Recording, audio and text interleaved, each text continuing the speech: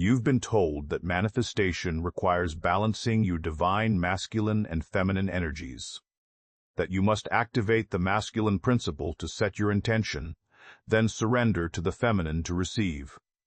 That one is active, the other passive. One is doing, the other being. And if you haven't manifested what you desire, perhaps your masculine is too aggressive, or your feminine too weak. Perhaps you need to heal your wounded feminine, or reclaim your sacred masculine. But what if I told you that this entire framework, as it's commonly taught, fundamentally misrepresents what Neville Goddard actually said about the two aspects of mind? What if the divine masculine and feminine, as mapped onto conscious and subconscious, have been so distorted in modern spirituality that they now obscure the very mechanism of creation Neville spent his life revealing? Two minds, one God, and a teaching that has been dressed in so many borrowed robes that we've forgotten what it looked like when Neville first unveiled it. Welcome to Neville Goddard Universe. I'm honored you're here. This channel exists to explore Neville Goddard's teachings, not as an isolated system, but as a living expression of a perennial truth, one that echoes across the great mystical and esoteric traditions of the world. Each episode takes one of Neville's core concepts and traces its reflection in another language of consciousness, whether that's Hermeticism, Kabbalah, Vedanta, psychology, or the many streams of modern metaphysics. Today we're addressing something that has caused immense confusion in the manifestation community, the relationship between divine masculine and feminine energies, and what Neville called the two aspects of mind, conscious and subconscious. This language has become so pervasive in spiritual circles that many people assume Neville taught it the way it's now being presented. He did not. What Neville actually taught in his early work, particularly in his 1941 book, Your Faith is Your Fortune, was a precise, functional model of how consciousness operates through two distinct movements. This model does use the language of masculine and feminine, but not as separate energies to balance, heal, or integrate. Instead, he describes them as inseparable aspects of a single creative act, an act you perform every moment of every day, whether you know it or not. We're going to return to the source. We're going to see what Neville actually said. And then we're going to explore how the Hermetic tradition, particularly the principle of gender from the Kybalion, illuminates this same truth from a different angle, and why understanding this correctly changes everything about how you approach manifestation. If this kind of exploration resonates with you, if you sense that beneath the surface of these teachings there is a deeper unity waiting to be recognized, I invite you to like this episode and subscribe to the channel. It's a simple gesture, but it keeps this work alive and growing, and I'm grateful for every person who walks this path with us.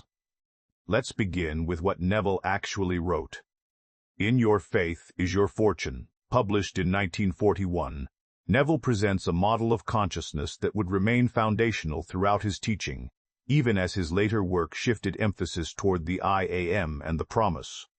In the chapter titled, The Dual Nature of Consciousness, he writes, consciousness is the one and only reality. It is the first and only cause substance of the phenomena of life. Nothing has existence for man save through the consciousness he has of it.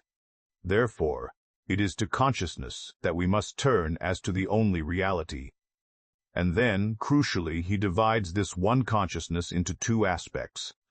The conscious mind, reasoning, choosing, discriminating, the masculine aspect. The subconscious mind, receptive, non-selective, impersonal, the feminine aspect. Now, this language, masculine and feminine, was not unique to Neville. It was part of the intellectual atmosphere of early 20th century New Thought and esoteric Christianity. Writers like Thomas Troward, Emmett Fox, and Charles Fillmore all use these terms. But here is what is essential to understand. Neville was not describing two separate forces that need to be balanced or harmonized from the outside. He was describing a single creative act that always involves both movements simultaneously. The conscious mind, the masculine aspect, initiates. It chooses. It assumes. It declares, I am this. This is the movement of definition, of selection, of focused intent. It is the seed of creation. The subconscious mind, the feminine aspect, receives that assumption without question. It does not argue, analyze, or resist. It accepts the impress of the conscious mind as fact and begins to embody it, to externalize it, to bring it into manifestation. This is the womb of creation. Neville writes, "The conscious is the male, the subconscious is the female. The male strikes the fire, the female tends the fire." Notice the language. One strikes, one tends. These are not opposing forces. They are collaborative movements within a single process. You do not balance them. You do not heal one or activate the other. You use them together every time you assume a state. Let me give you an example, one that Neville himself often used. Imagine you desire a new home. Your conscious mind, the masculine aspect, does not go out and build the house. It does not manipulate circumstances or force doors open. Its job is singular, to assume the feeling of the wish fulfilled, to define the state, to select from the infinite field of possibility the reality in which you already live in that home. I am living in my new home. That assumption, that mental act of selection and definition, is the seed. And the moment it is impressed upon the subconscious mind, the feminine aspect begins its work. Not by reasoning or planning, but by a kind of silent, faithful gestation. The subconscious does not ask if this is true. It does not doubt. It simply accepts the impress and begins to arrange all the circumstances, events, and encounters necessary to externalize what has been assumed. Neville put it this way: the subconscious never fails to express that which has been impressed upon it. This is the mechanism, this is the law, and it operates whether you are aware of it or not. Every assumption you make, every thought you accept as true about yourself, is a seed planted in the subconscious. And the subconscious, like the earth, brings forth after its kind. Now here is where the modern distortion begins to creep in. In contemporary spirituality, particularly in circles influenced by New Age and divine feminine-masculine teachings, this model has been reinterpreted as a call to balance two energies. You are told that if you are too much in your masculine, you are forcing, controlling, pushing, and this blocks the flow of manifestation. Conversely, if you are too much in your feminine, you are passive, waiting, ungrounded, and nothing moves. The solution, you are told, is to find the perfect equilibrium between the two. But this misses the entire point of what Neville was describing. The conscious and subconscious are not two energies you possess. They are two aspects of the one consciousness you are. And the creative act is not about balancing them. It is about using them in their proper order and relationship. The masculine aspect, conscious mind, must do one thing: assume. Dare to assume the wish fulfilled. Define the state. This is not force. This is not aggression. It is clarity. It is decision. It is the mental equivalent of saying, "Let there be light." The feminine aspect, subconscious mind, must do one thing: receive and gestate. Accept the assumption without resistance and begin the process of embodiment. This is not passivity. This is not weakness. It is receptivity. It is the power of the womb, the soil, the creative matrix. Neville is not asking you to become more balanced. He is asking you to become more conscious of how you are already using these two aspects every moment, because you are always creating. The question is only, what are you creating? When you worry, you are using the masculine aspect to assume the state of lack or fear, and the subconscious faithfully embodies that assumption. When you revise a past event, you are using the masculine aspect to redefine what was, and the subconscious accepts the new impress and begins to shift the present accordingly. When you enter the state akin to sleep and imagine the scene which implies the wish fulfilled, you are consciously directing the masculine aspect to plant a specific seed, and in that drowsy state, the subconscious is most receptive, most willing to accept the impress without interference from doubt or reason. This is what Neville meant. This is the teaching. And now, let us turn to another tradition that arrived at this same truth centuries before Neville was born. In the Kybalion, a text published in 1908 by 3 anonymous authors known only as the 3 Initiates, the 7th Hermetic principle is called the principle of gender. It states, "Gender is in everything. Everything has its masculine and feminine principles. Gender manifests on all planes." On the surface, this might seem identical to the modern spiritual notion of balancing masculine and feminine energies. But when you read the Kybalion closely, you discover something far more precise, something that mirrors exactly what Neville taught about the 2 aspects of mind. The Kybalion clarifies that gender, in the Hermetic sense, is not about physical sex or even about metaphorical qualities like strength versus softness, action versus receptivity. It is about the mechanism of creation itself on the mental plane. Listen to this passage. The masculine principle is directed toward the feminine principle and tends to project its will or desire upon the latter. The feminine principle is the one always receiving the impress of ideas, thoughts, or desires. The projection of the masculine principle is always in the direction of the feminine principle. The latter is receptive and does not project, but receives and gestates. Does this sound familiar? The masculine principle projects. It initiates. It defines. It chooses. This is the conscious mind in Neville's system. The feminine principle receives. It gestates. It brings into form. It does not argue with what is impressed upon it. This is the subconscious mind in Neville's system. And here is the crucial insight that both Neville and the Hermetic tradition share. These are not 2 separate beings or forces. They are 2 aspects of the one creative process. Creation happens when the masculine projects and the feminine receives. Not in sequence, as if you first do one and then wait for the other. Simultaneously, as one unified act. The Kybalion goes further. It warns against the mistake of treating these principles as isolated or antagonistic. The tendency of the masculine principle is to dissipate its energy, unless it is received and used by the feminine principle. The tendency of the feminine principle is to remain inactive, unless it is stimulated by the masculine principle.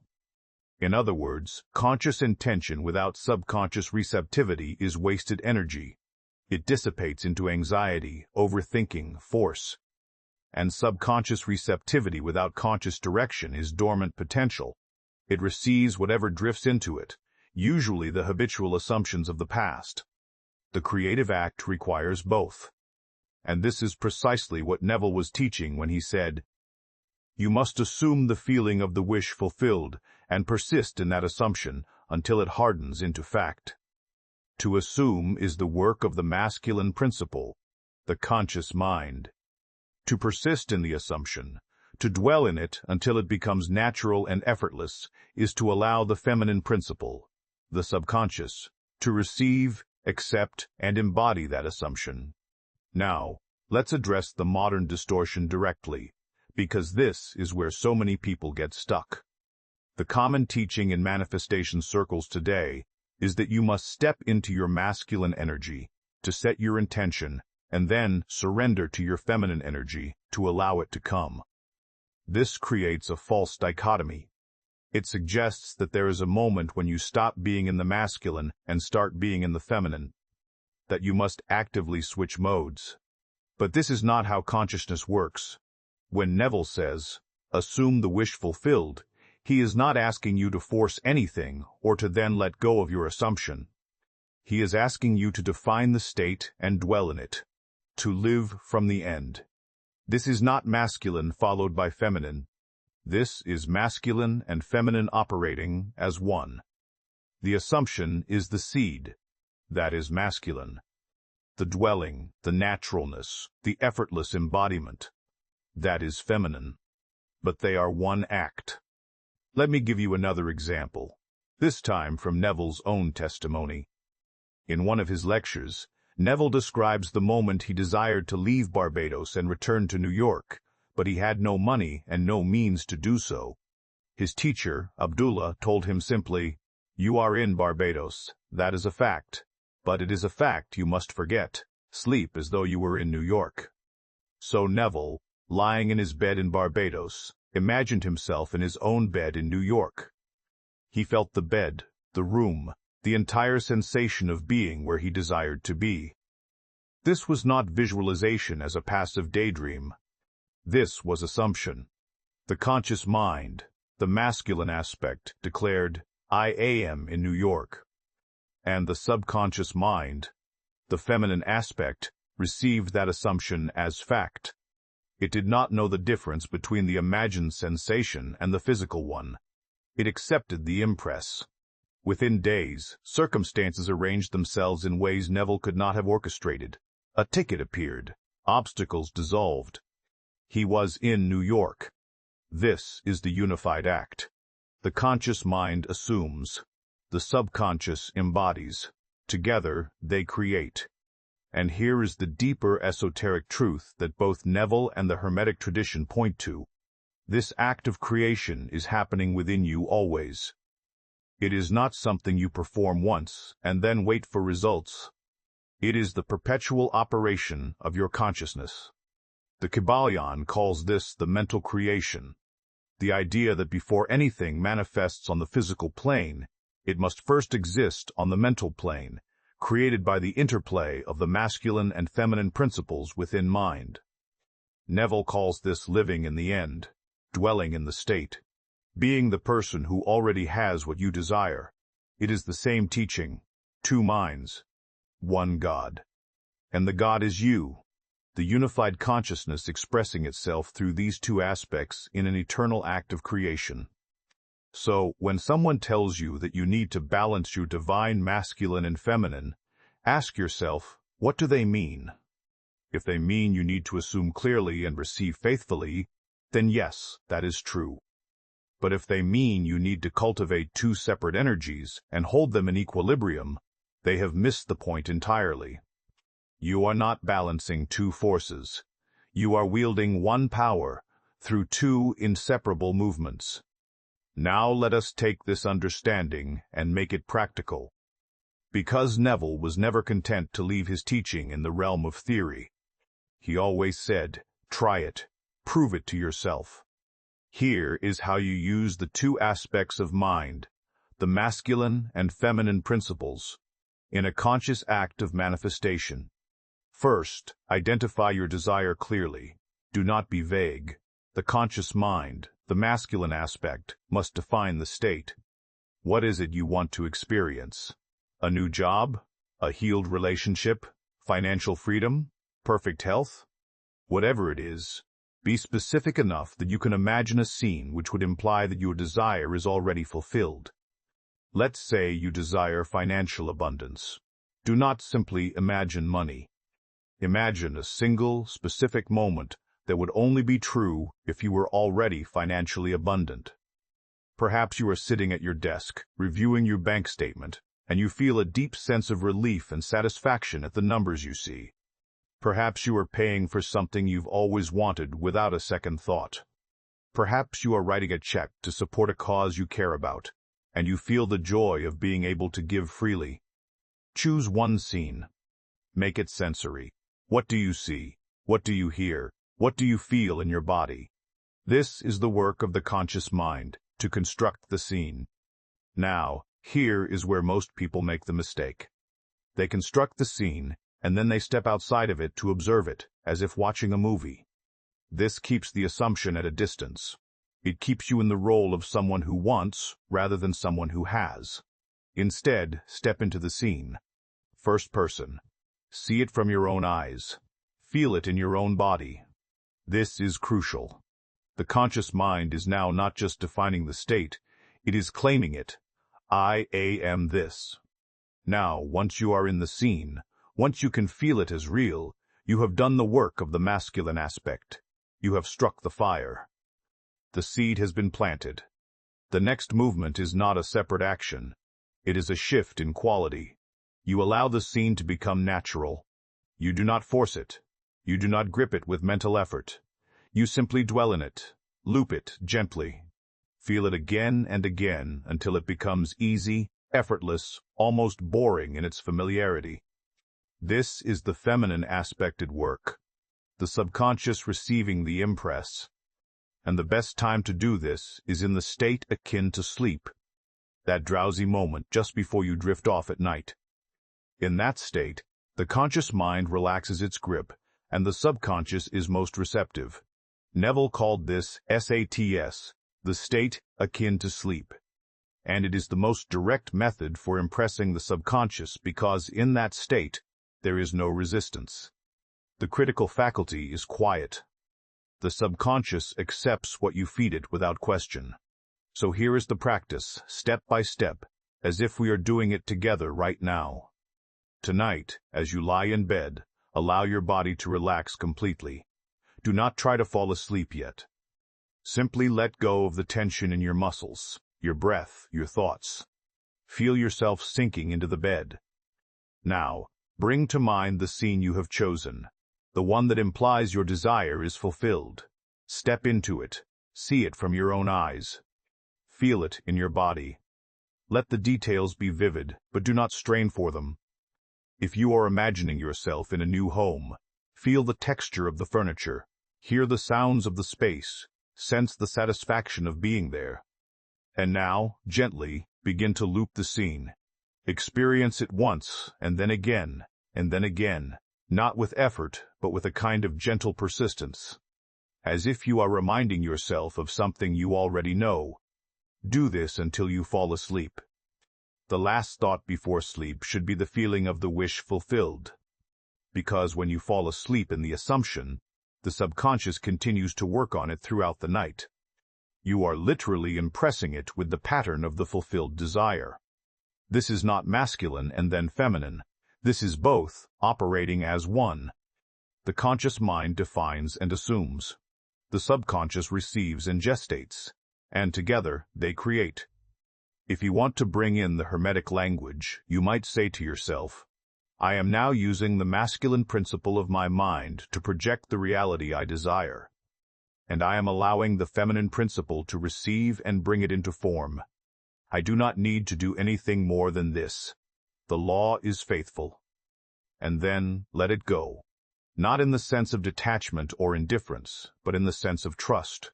The seed has been planted. The womb has received it. Now, the work of gestation begins.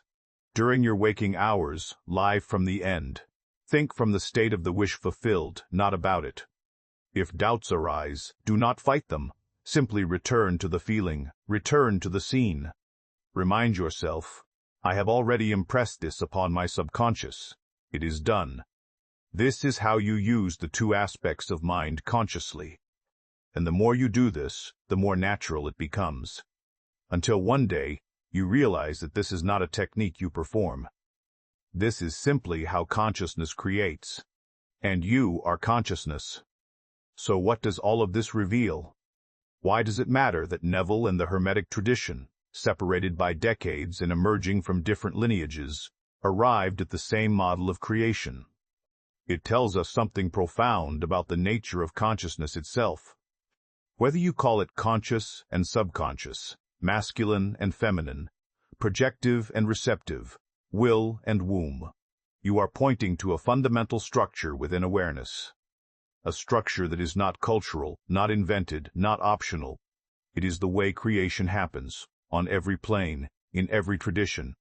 The Kabbalists spoke of it as the interplay between Chokmah and Binah, wisdom and understanding, the father and mother principles in the tree of life. The Hindus spoke of it as Shiva and Shakti, consciousness and energy, the static witness and the dynamic force.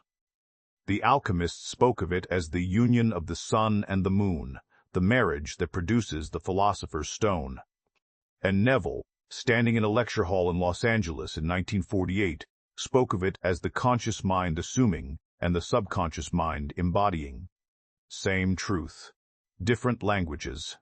And the reason this matters is because when you recognize this convergence, you stop treating any one tradition as the final word. you begin to see that there is a perennial truth running through all of them, a truth about who you are and how reality is made. You are not a being who must balance opposing energies.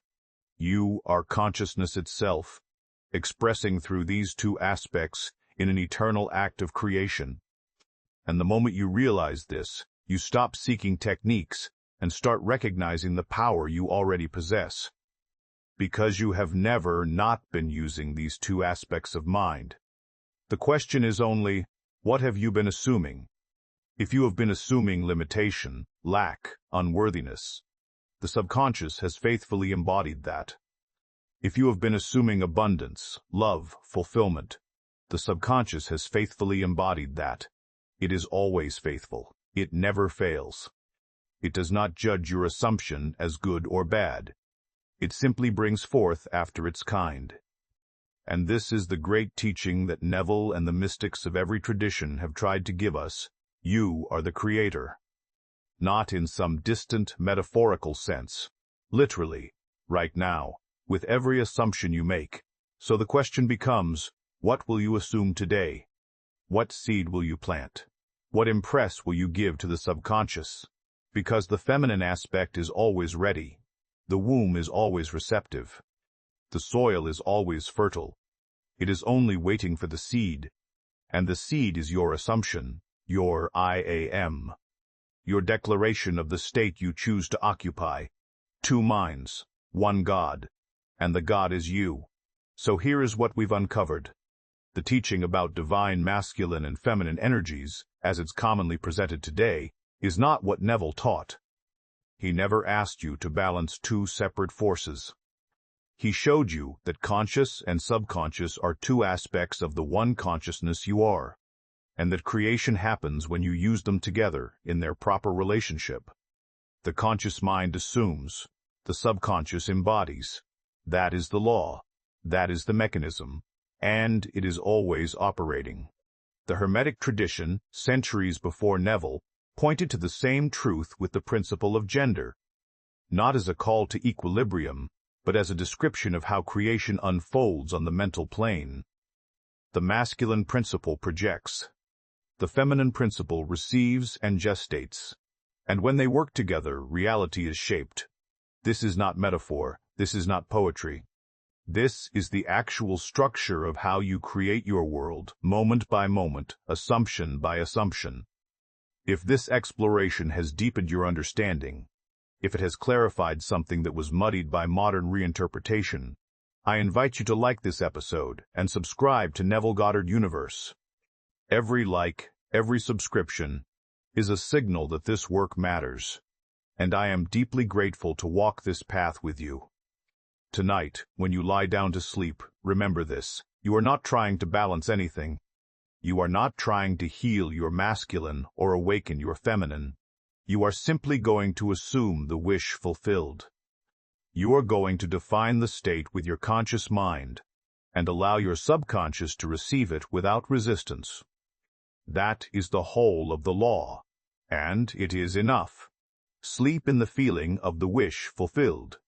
Let the last waking thought be the impress you choose to plant. And know that the subconscious, faithful and unerring, is already at work bringing it into form. The mystics knew this.